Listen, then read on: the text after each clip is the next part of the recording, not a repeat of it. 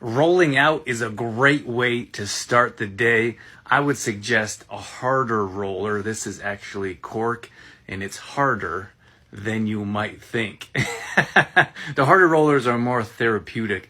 The other rollers are more for enjoyment purposes.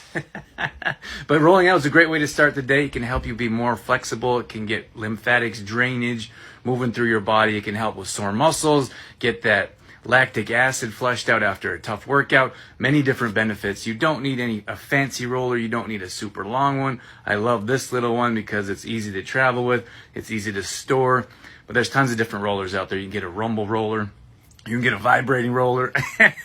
Tons of different rollers. You don't need a big fancy roller. All you need to do is set your day up for success by rolling out consistently. Make it part of your morning routine to get rolling every single morning. It could be for 5 minutes. It could be for 15 minutes. But whatever you do, start rolling in the morning.